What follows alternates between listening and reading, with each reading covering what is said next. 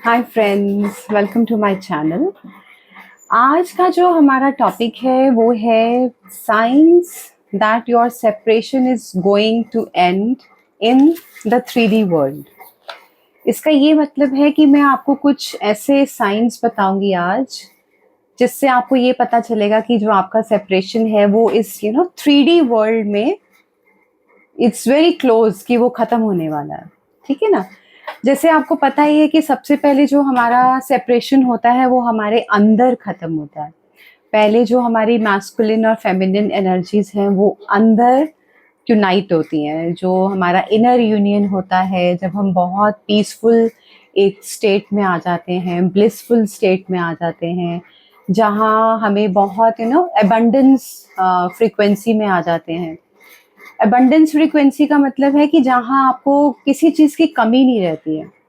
ना तो आपको पैसे की कमी रहती है, ना ही आपको प्यार की कमी रहती है, ना ही आपको रिस्पेक्ट की कमी रहती है। जो भी पुरानी सब चीज़ें थी जो हमें बहुत ज़्यादा परेशान करती थी, या हमारे जो हमें लगता था कि मेरे पास ये नहीं है, वो नहीं है, लोग मुझे जज करते हैं, लोग मुझे ब्लेम करते हैं, वो जितने भी हमारे नेगेटिव इमोशंस होते हैं वो सारे खत्म हो जाते हैं। अबंडेंस फ्रीक्वेंसी वही होती है जहां फिर आपको कोई कमी लगती ही नहीं है, आप खुश रहते हैं। अब पैसे की कमी का मतलब ये नहीं है कि भाई आप बहुत ही करोड़पति या मिलियनेयर बन जाएंगे एकदम से, नहीं। पर लेकिन आपके पास जितना भी पैसा होगा आप उसमें खुश रहेंगे। और जितना भी आपको प्यार की जरूरत रही है अभी तक, वो सिर्फ आपके डीएम से ही नहीं, आपको हर तरफ से फिर प्यार मिलने लगता है। आपके रिश्तों में सुधार हो जाता है, मतलब आपके जो क्लोज रिलेशनशिप्स हैं वो बहुत पीसफुल हो जाते हैं, बहुत लविंग हो जाते हैं। और आपको इन रिटर्न मतलब लव बहुत मिलने लगता है। जैसे पहले हमें लगता था ना कि मैं तो बहुत करती हूँ, मैं तो बहुत ओवर गिव करती हूँ, फिर भी मुझे कुछ नहीं मिलता इन रिटर्न।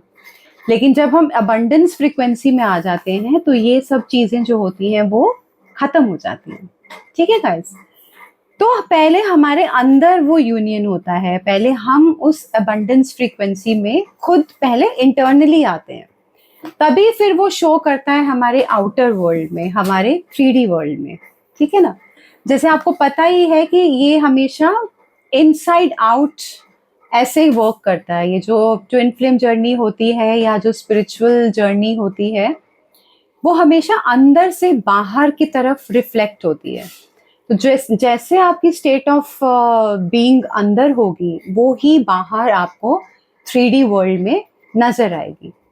तो अगर आपका 3D यूनियन अंदर हो चुका, सॉरी, अगर आपका 5D यूनियन अंदर हो चुका है, इनर यूनियन हो चुका है, आप अबंडेंट फ्रीक्वेंसी में आ चुके हैं, तो वो बाहर भी नजर आने लगता है। ओके। तो उसका जो पहला साइन है वो ये है, एनहांस्ड लेवल ऑफ अवेयरनेस,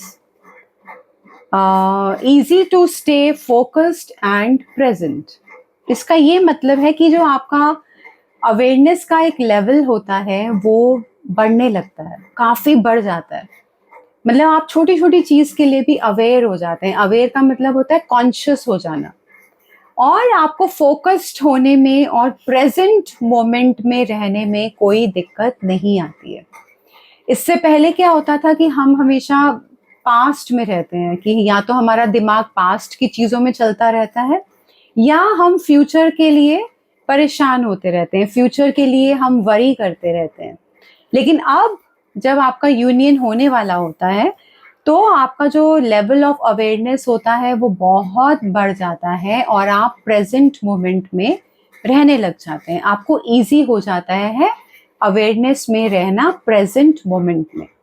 आपका दिमाग अब ना तो पास्ट की बातों को बार बार रिपीट करता है और ना ही फ्यूचर के लिए आपको कोई टेंशन होती है। और ये बिल्कुल ही एक बहुत ही क्लियर बात है, और सच में ऐसा होता है गाइस। ये मेरे साथ हुआ है, मैं इसी स्टेट में रहती हूँ, मुझे कुछ मतलब कोई चिंता ही नहीं होती है फ्यूचर की। बड़ी से बड़ी कोई चीज आ जाए तब भी you stay very grounded, very peaceful. और ना ही अब कोई आपको पास्ट की चिंता होती है, चिंता इन द सेंस ना ही पास्ट की चीजें आपको इरिटेट करती हैं या आपको गुस्सा आता है या आप अंदर ही अंदर बातें करते रहते हो, वो सब खत्म हो जाता है। ओके, तो ये एक बहुत ही बड़ा साइन है। Then the second point is your 3D life starts to change. ये भी एक बहुत इंपॉर्टेंट पॉइंट होता है, क्योंकि इस लेवल तक आते आते इतनी हीलिंग आप कर चुके होते हैं, आपका इनर यूनियन हो चुका होता है, तो जो आपकी जो एक 3D लाइफ है वो ही चेंज होने लगती है या हो जाती है। आपको उसका रिजल्ट नजर आने लगता है 3D लाइफ में।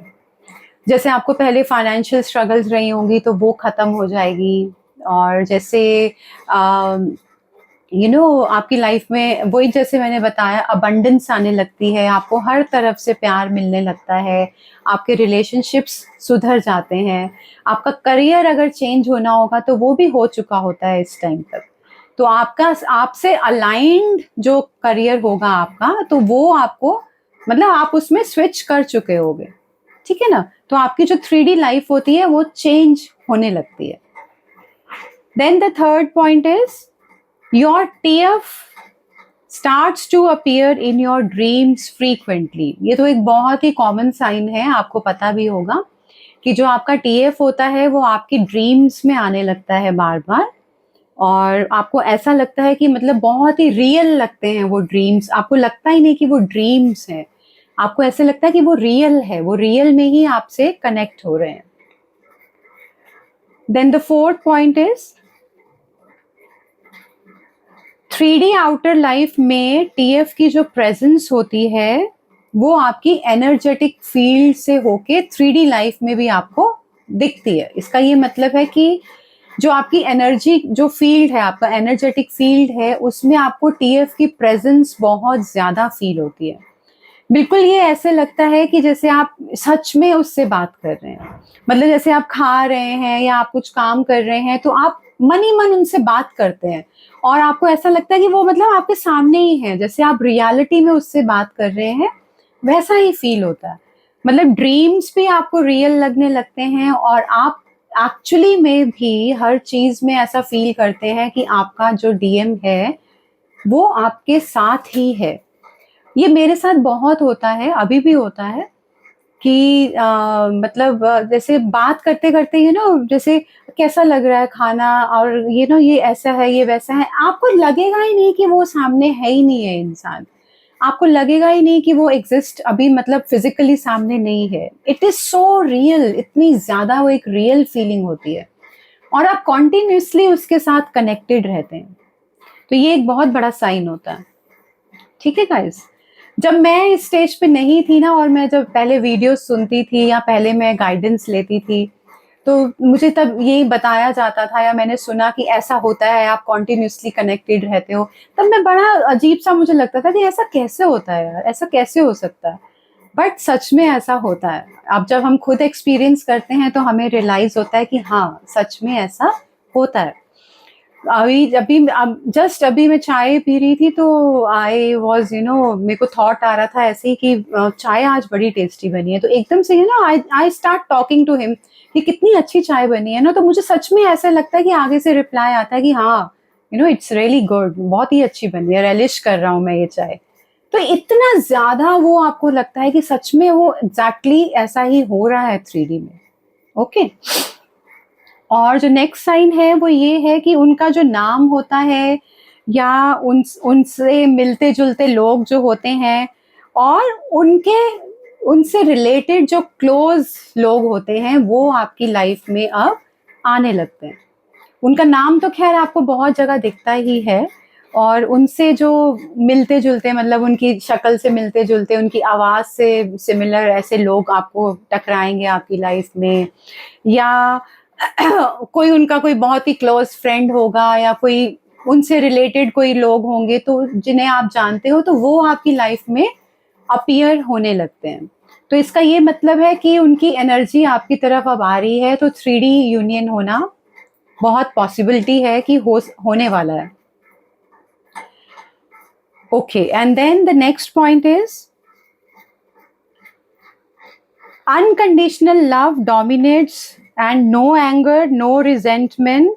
यस, इसका ये मतलब है कि आपके मन में कोई ना तो एंगर रहता है उनके लिए, ना कोई हेट्रेट रहती है, ना कोई रिजेंटमेंट रहती है, सिर्फ एक ही फीलिंग जो होती है वो ही डोमिनेट करती है, और वो होता है अनकंडीशनल लव। आप 95% टाइम ऐसा रहेगा कि जब आप उनके लिए सिर्फ प्यार फील करते हैं, और जो वो पहले वाली बातें थी कि उसने ऐसा कर दिया, उसने वैसा कर दिया, वो सब चीजें खत्म हो जाती हैं, आपको याद ही नहीं रहता। वो जो नेगेटिव चीजें होती है ना, वो आप भूलने लगते हो, भूल ही जाते हो ऑलमोस्ट। ठीक है ना? तो अनकंडीशनल लव ही होता है जो सिर्फ डोमिनेट करता है। Then the next one is हाँ, इसमें ये है कि जो आपकी मेमोरीज होती हैं, जो बहुत ही एक हैप्पी मेमोरीज रही हैं आपकी, और इंटेंस मोमेंट्स जो आपके रहे हैं, वो दोबारा से अब रीसर्फेस होने लगते हैं। अब मेंटली, पहले तो मेंटली होते हैं, और जो बिटर मेमोरीज होती हैं वो फेड ऑफ हो जाती हैं। ठीक है? इसका यही मतलब है कि जो बिटरनेस होती है, एंगर और ये सब चीजें जो होती है, ब्लेम वगैरह, वो सब खत्म हो जाता है, और जो आपने बहुत ही खूबसूरत सा जो एक टाइम स्पेंड किया होगा साथ में, वो वाली मेमोरीज जो होती हैं वो आपको आने लगती हैं। Okay, then the next point is, ये एक बहुत ही अनकॉमन सा थोड़ा पॉइंट है, और ये पॉइंट है, you stop feeling trekking your spiritual progress. यहाँ तक आते आते आप बिल्कुल भी ये सोचना ही छोड़ देते हैं कि कितना आपने ग्रो किया है स्पिरिचुअली, मतलब मेरी कौन सी स्टेज चल रही है, मैं कहाँ पहुंची, मैंने कितना काम किया, मेरी ग्रोथ कैसी हो रही है। हमारे अंदर ये जो 100 टाइप के क्वेश्चंस रहते हैं, मेरा कौन सा लेवल है, और मेरा डीएम अवेकन हुआ कि नहीं हुआ, ये सारे क्वेश्चंस आपके खत्म हो जाते हैं। इस पॉइंट तक आते आते आप बिल्कुल ही अपनी स्पिरिचुअल प्रोग्रेस की तरफ उसका क्वेश्चन नहीं करते। मतलब प्रोग्रेस की तरफ ध्यान तो आप देते हैं, लेकिन आप उसको ट्रैक नहीं करते, उसके ऊपर क्वेश्चंस नहीं लगाते, क्योंकि वो आपकी लाइफ ही हो चुकी होती है, आपकी लाइफ ही पूरी स्पिरिचुअल हो चुकी होती है, और आप एक स्पिरिचुअल लाइफ जीने लग जाते हैं। तो आप बिल्कुल भी उसको ट्रैक रखने के उसमें नहीं रहते कि मैं ट्रैक रखूं कि मेरी ग्रोथ कैसी हो रही है, मैं कहाँ हूँ, मेरा डीएम कहाँ है, वो सारे क्वेश्चंस खत्म हो जाते हैं।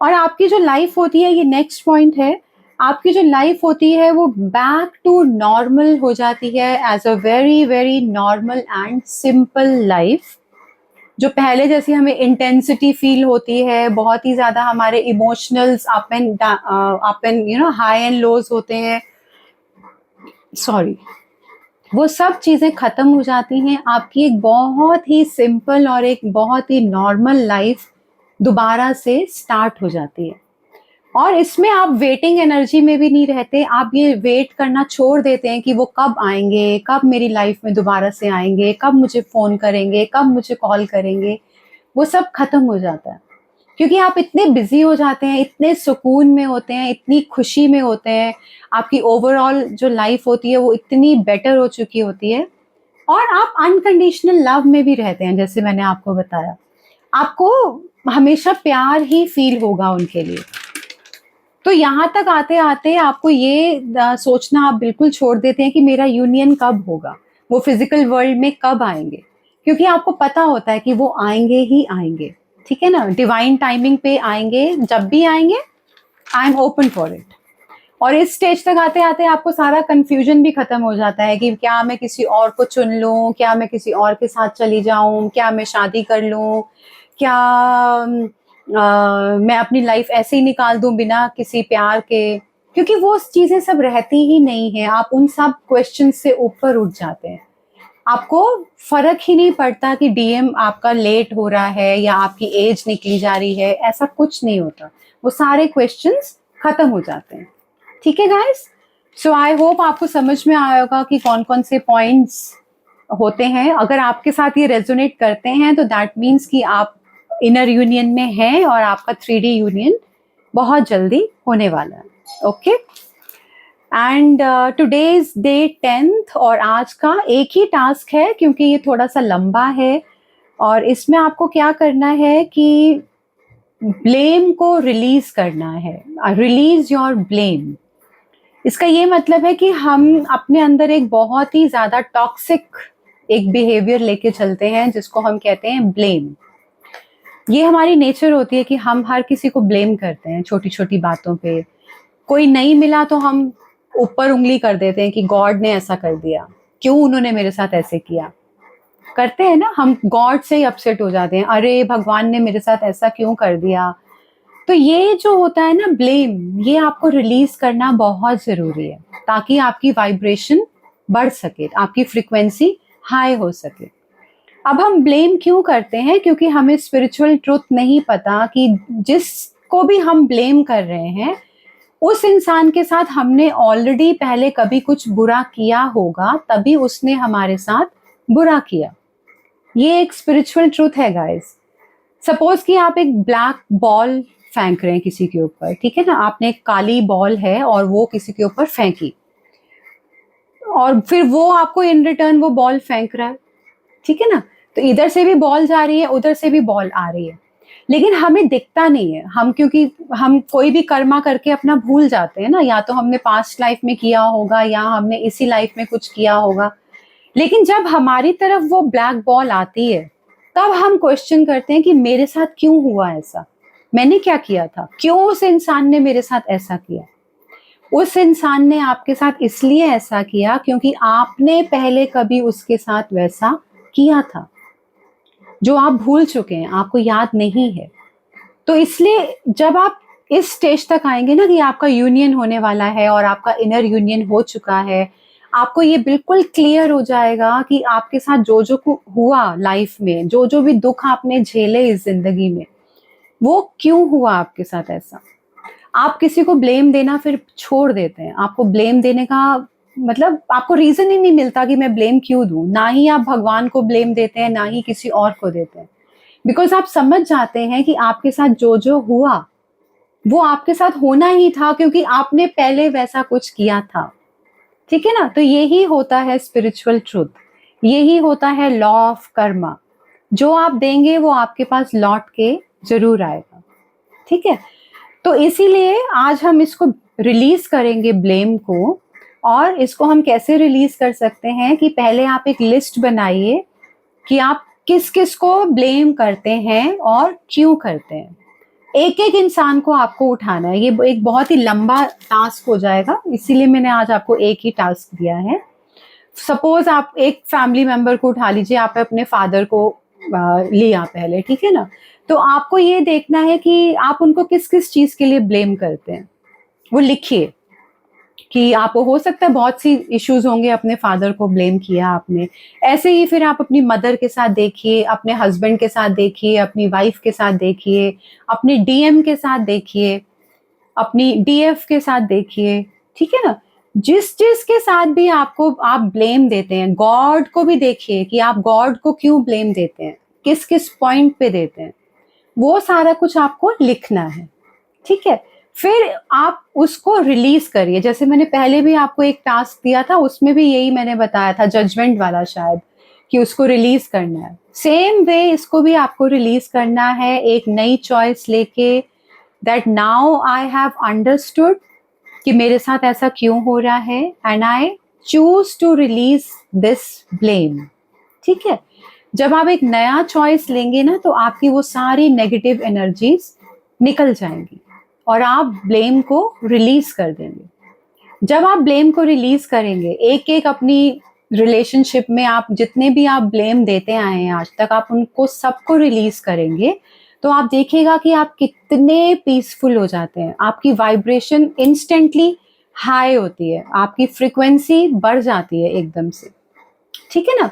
आप 3D कॉन्शियसनेस से 5D कॉन्शियसनेस की तरफ बढ़ने लगते हैं, क्योंकि जो ब्लेम है ये एक बहुत ही इम्पॉर्टेंट रोल प्ले करता है हमारी कॉन्शियसनेस को नीचे रखने में, 3D लेवल में रहने में, टॉक्सिक लाइफ में रहने में।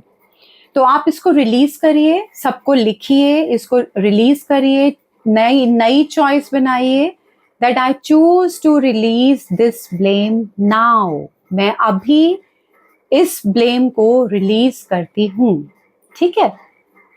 और इस टास्क को शायद आपको थोड़ा टाइम लगे करने में, बिकॉज ये एक ही दिन में नहीं होगा। आपके बहुत सारे रिलेशनशिप्स होंगे, आपके फ्रेंड्स भी हो सकते हैं, तो सबके साथ करना है आपको, ये जो इनर वर्क है ये हर किसी रिलेशनशिप में आपको करना है, ठीक है, गॉड के साथ भी करना है, ऑल राइट, क्योंकि गॉड को भी हम बहुत ब्लेम देते हैं और वो हमें नहीं देना, बिकॉज गॉड हमें वही देते हैं जो हम डिजर्व करते हैं। ये चीज समझनी बहुत जरूरी है।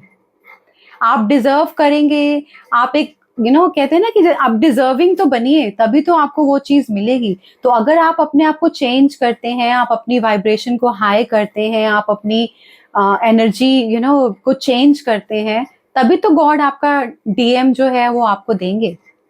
लायक तो बनिए ना उसके, ठीक है ना। Okay, bye bye.